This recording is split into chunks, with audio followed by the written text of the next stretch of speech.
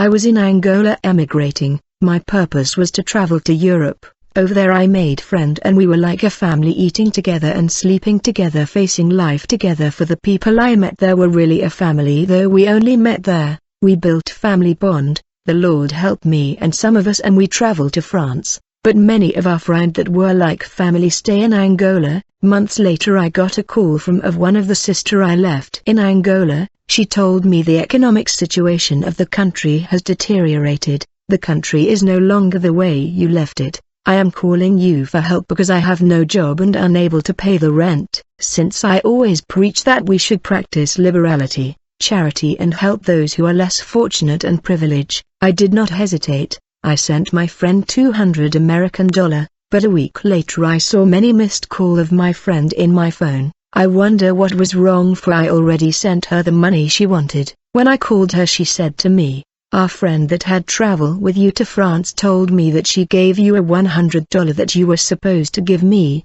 Thanks to the money you gave me I am selling stuff to survive here, but I need that $100 that our friend gave you so that I can pay the rent." I replied to her, "Our friend did not tell me to send you a $100. What I know is that I owe her a $100, but I will send you what I owe her if she confirmed to me that I have to send you." And when I talked to my friend in France, she told me I was planning to tell you but I forgot. Please send her the money, for the situation in Angola has become bad. I called our friend in Angola and told her I will send her the money later in the end of the month. She begged and said, "Please, I have to pay the rent, send it urgently." However, I felt no sense of urgency despite her repeated call in my phone. I forgot my promise of the end of the month. A week after the month has ended, I realized that my friend that was calling me all the time to bother me to send her money was not calling me anymore, and there was like a silence on her part. I found it strange. On that very day after praying I went to sleep.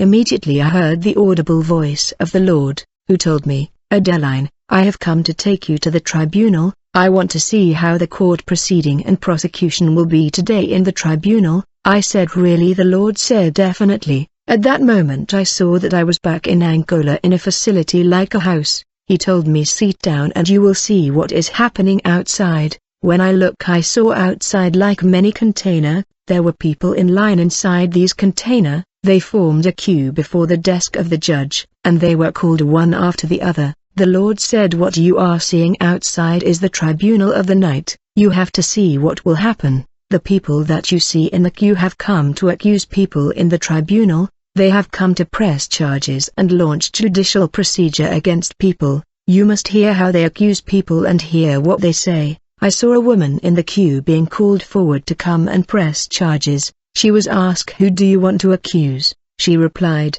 "I have come to press charge and accuse my son." "You have come to launch a legal action against your son, but what has she done?" they asked. The lady replied, "I have come to accuse my son because I am the one who raised him and suffer for him. When he was growing up he was sick all the time and I endure a lot. I paid his school fees and supported him until he got married. Today he say that he has discovered that I am a witch and he won't give me her money anymore." The judge asked him, "Is he really your son that you deliver in the world? How can your son that you carry in the womb and suffer for decide to never give you money anymore? Now how can we sanction him? What do you want us to do?" The lady said, "I want him to be far from that job. I want him to lack money for the rent. I want him to be unable to pay school fees for his children. I want him to reach a level where he would lack even clothes to wear." The judge said, "All right, your request has been granted. Your son will lose his job. He will lack even clothes to wear." I was stunned to see a mother going to this length, wishing that his son will lack the money to pay for school fees of her grandchildren. The next wizard was called by the judge, who asked him, "Who do you want to file a complaint against?" She replied, "I have come to press charge against my sister." "What has she done to you?" they asked. She replied, "My sister promised me money so that I will start selling stuff.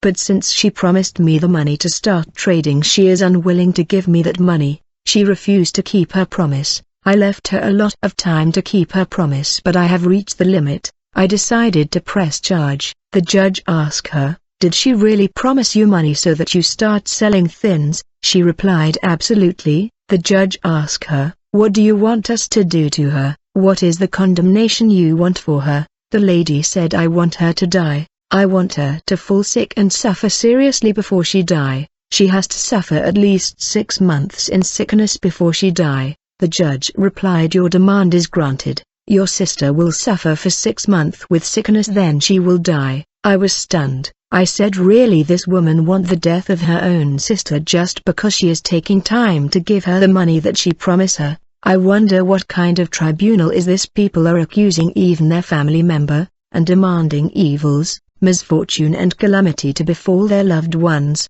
Then the judge said, next, I saw a child that was in the queue stepping forward. I saw that in this queue the more people were leaving, more witches were joining. The judge asked the child, who do you want to file a complaint against?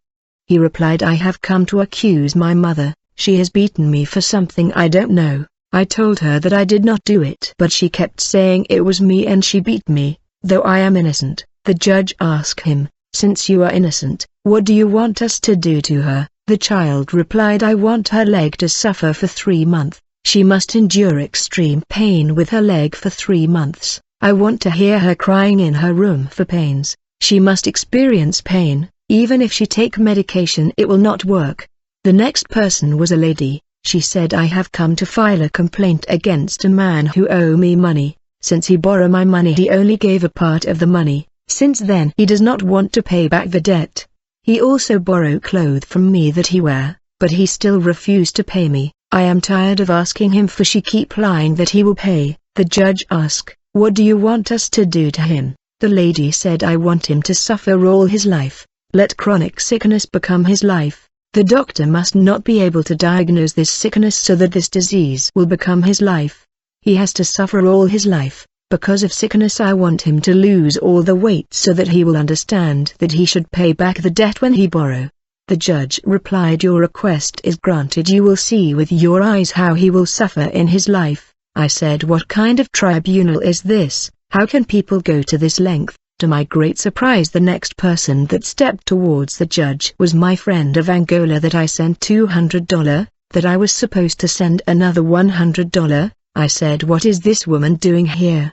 Does she has a problem with someone? Let hear what she will say. The judge asked her, you want to file a complaint against who? She said, I am here to press charge against Adeline. I said, what? What have I done to her? My friend said to the judge, my friend in France gave Adeline $100 to send me. She promised that she will send me that money at the end of the month. Yet the month has passed, and up to today I have not received the money. I call her many times at the end of the month, but she decided to ignore me. 1 week after the end of the month, I was still patient waiting for her call, but she failed to keep her words. That is why I have come to press charge against her. Immediately I rose up and jumped out of the window towards my friend of Angola that was accusing me. I called by her name and said, really, you have come to accuse me in this tribunal because of $100. When she saw me, she was in panic and stepping backward, telling the judge, this is the person I have come to accuse. How has she come here?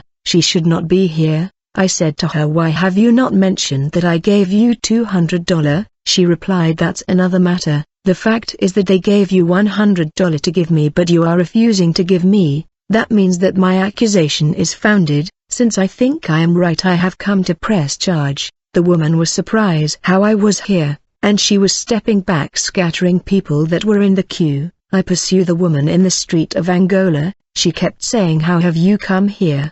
Then I woke up while I was running after her. I said, what kind of world is this? People are accusing people in the night in the tribunal, and they are placing condemnation on people's lives. I noticed that the majority of the cause for which people were accused and condemned was promise that people fail to keep and debt that people fail to pay. Let us avoid borrowing. We do not know the spiritual identity of people that lend us money. In case you borrow, make sure to keep the deadline. Second, avoid giving promise just like that. I saw that these witches had justification when they were accusing people. They knew when people broke the law and they rushed to accuse them. Many sickness and hardship people are experiencing is a result of failure to keep promise and debt that they contracted. People are accused in the spirit world and are facing condemnation in tribunal when they are sleeping. These witches lend people money as a trap to accuse them and condemn them. Brother, when you borrow please pay back. I saw a sister accusing her own sister. I saw a brother accusing his own brother. I saw mother accusing their son. I saw son accusing their own mother in the tribunal and condemning their loved one. The Bible say the people of your house shall be your enemy. Brother, don't give people promise if you won't keep it. I saw a sister asking for death of his own sister, just because the latter failed to keep the promise of giving her money. The Bible say curse without cause is of no effect. However, what I saw was that these curse were with cause. These accusation had foundation because people broke the law by failing to keep their promise and pay back the debt. Beloved, if you discover that your mother or father are witches and they are fighting you in the spirit world, the solution is not to refuse them money when they ask, unless the Lord tell you. Just declare words before you give them. There are people who want you to give them a promise and hoping that you will fail to keep your promise so that they will accuse you.